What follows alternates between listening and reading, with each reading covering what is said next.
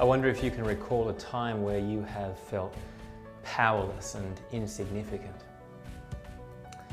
I remember when I was at a game park in South Africa and I went for a walk with another guy, and we were walking along and we turned and we saw a rhino facing us about 20 meters away. I completely froze. We'd been warned that rhinos are very dangerous because they've got bad eyesight and they have a tendency to charge at any moment if they feel threatened or they smell something odd, sometimes even at inanimate objects. And they can run about 50 kilometers an hour. As I stood looking at this rhino, my eyes were fixed on it, faced with this extreme power where I knew I didn't stand a chance if it charged me. I stood feeling powerless before it and waited and followed its lead and backed away slowly as it turned away from facing us. Well, maybe you haven't stood in front of a rhino before, but maybe when you're camping and you look up at the night sky, you experience something of this. In our galaxy, there are probably over 100 billion stars like our sun. And our galaxy itself is one of about 2 trillion galaxies. When we think of ourselves in comparison with the universe, it's easy to feel small, insignificant, and powerless. Or maybe for you, it's not when you look up at the night sky, but it's actually when you drive the streets of Gordon and you look at other people's houses, comparing what someone else has with what you have, looking at someone else's family who has it all together, thinking of those around you who have more money, more intelligence, more wisdom, more energy, more success, more of what you don't have, which leaves you feeling less significant. You feel small, you feel powerless compared to these who have more. Even in a church community, it's easy to feel this way. We look around at other people and we see what they have, we see what they can do, we look at their lives and feel, I don't matter. And I begin to see others as more significant, more important than me, more powerful than me. I think especially in a time like now, when we've been disconnected as a community, it's easy to feel forgotten or overlooked and not important, or maybe like I don't fit anymore. If you're like everyone else, you probably have felt this at some point. Like you don't stack up or fit in or know how to belong. And it's not just if you're new and trying to connect.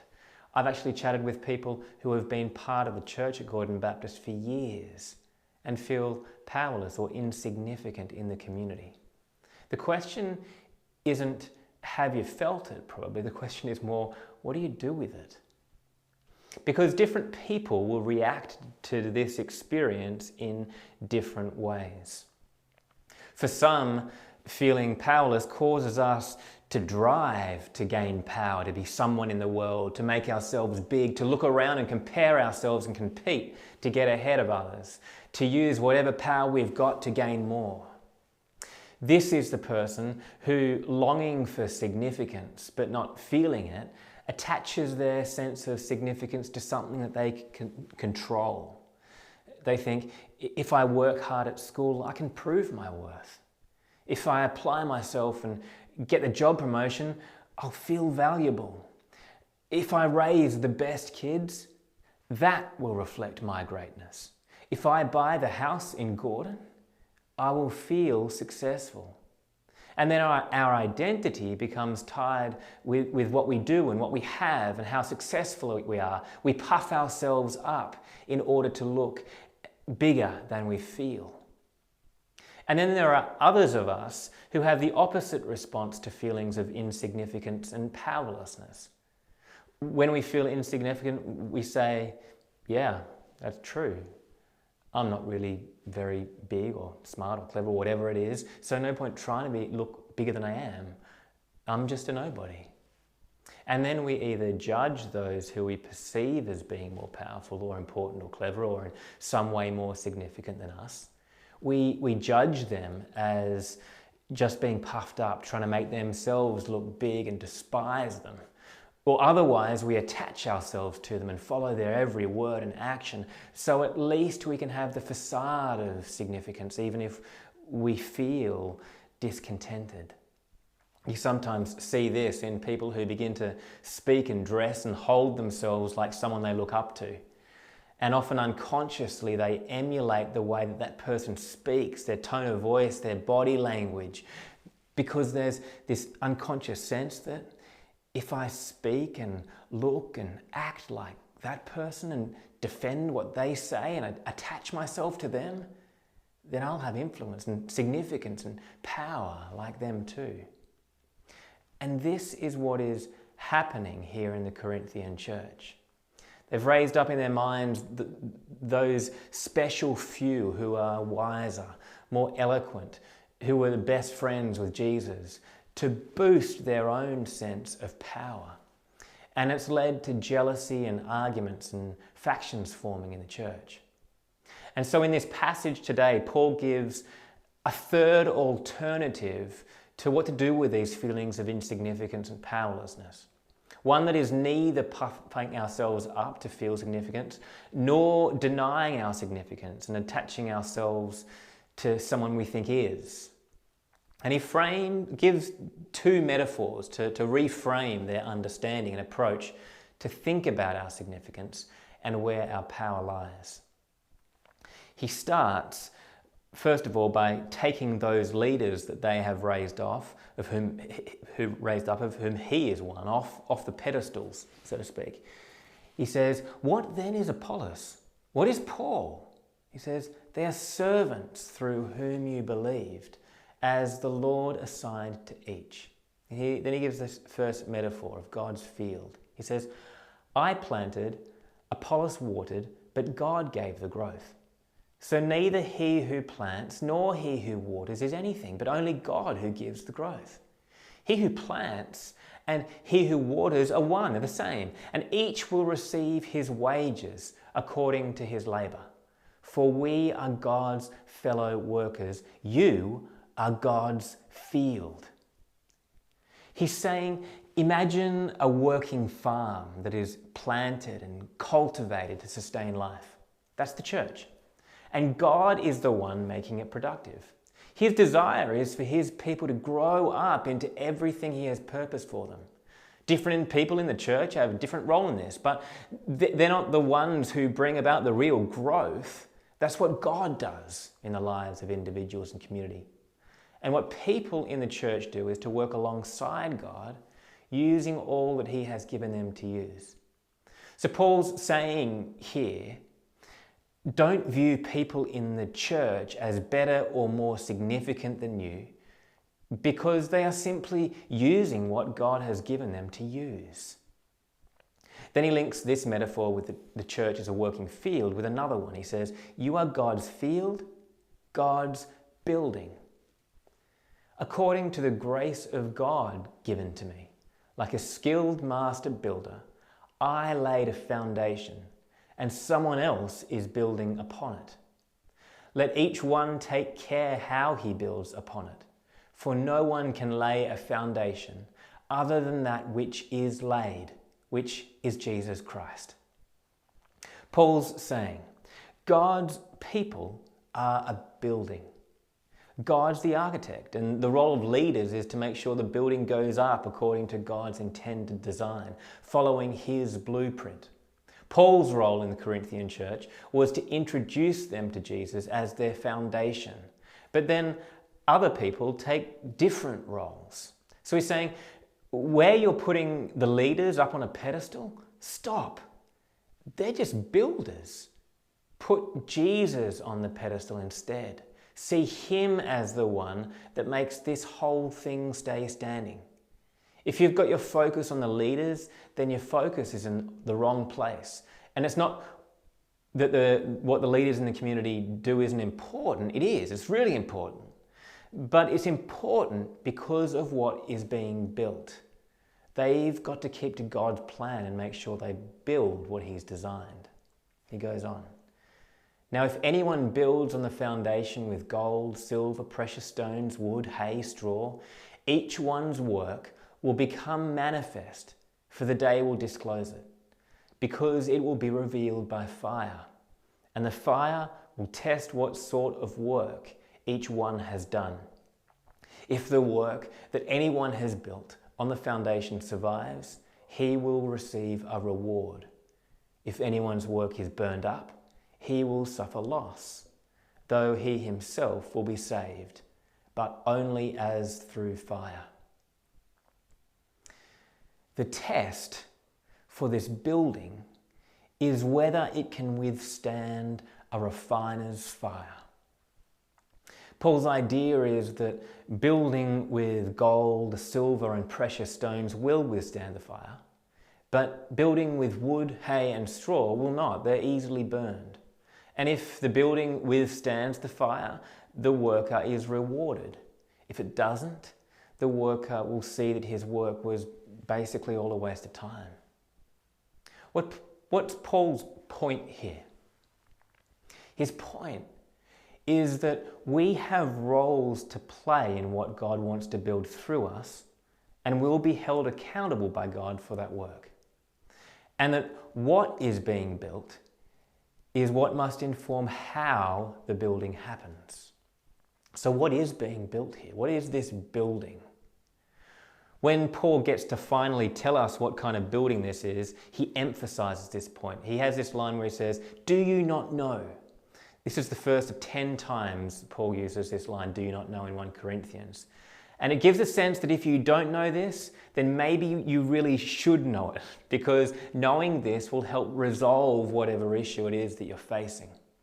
Paul says here, "Do you not know that you are God's temple and that God's Spirit dwells in you? If anyone destroys God's temple, God will destroy him. For God's temple is holy, and you are that temple."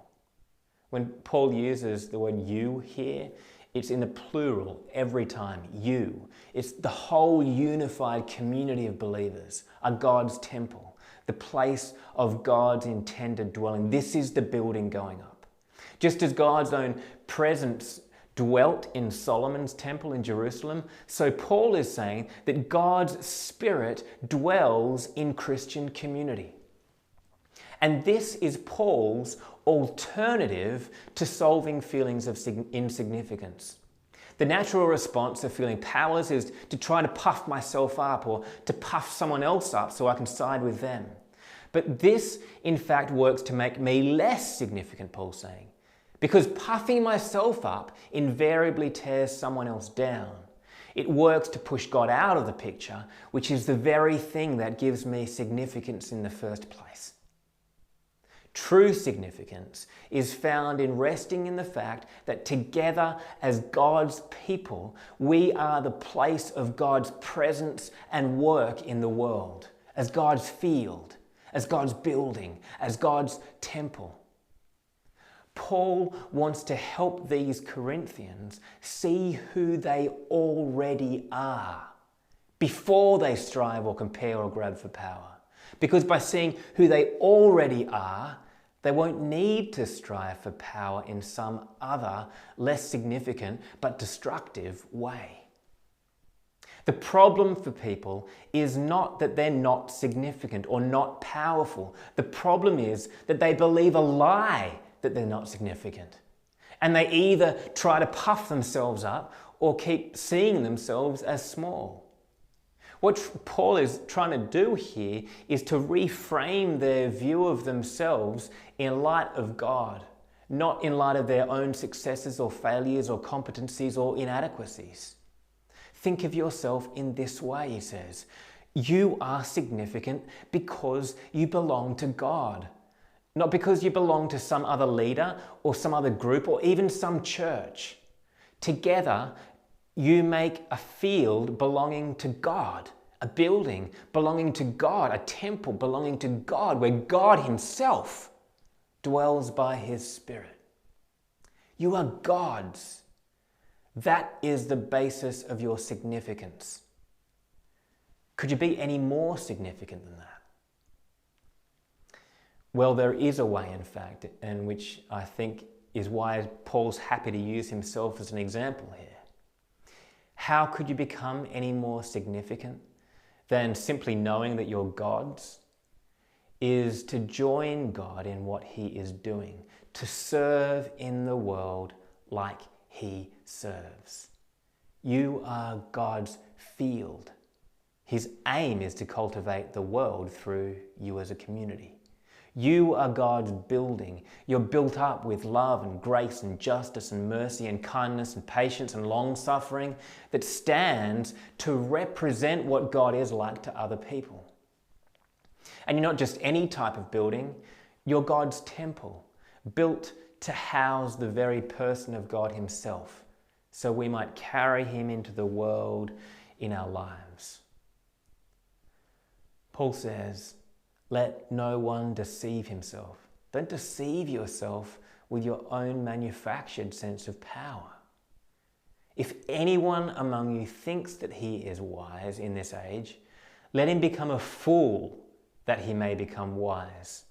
Because God's idea of wisdom and significance turns the world's ideas upside down.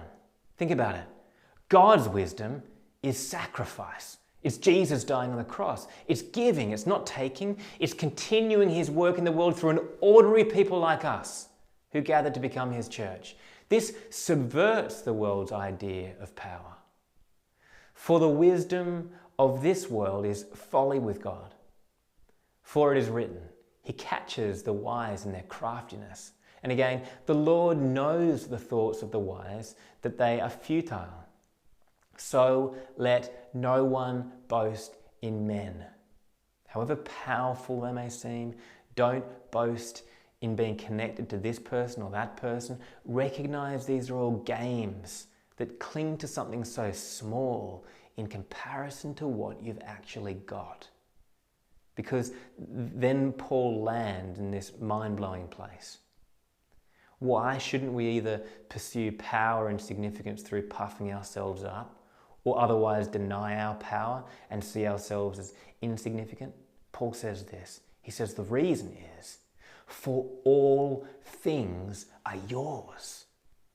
You have all the meaningful power you could ever ask for already. Whether Paul or Apollos or Cephas, you don't belong to them. They belong to you as a community. Not the world.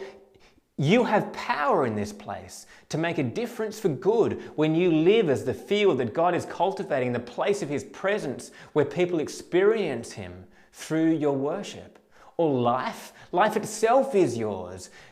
You've come to experience it more fully as a result of Jesus. Or death, Jesus has overcome death. So you no longer live in fear of this. Or the present, or the future, whatever situation you are in now, or where you are going in the future, all things are yours. Why? Because you are Christ's. You belong to Jesus the Messiah, who has come to set this world right. And Christ is God's.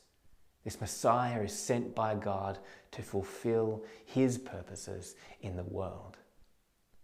You have power, Paul is saying, when you are the people of God.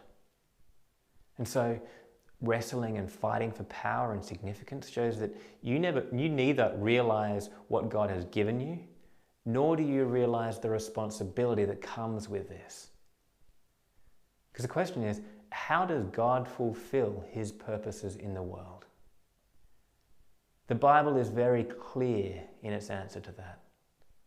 God fulfills his purpose in the world always through people, through us, Gordon Baptist Church, because we're his.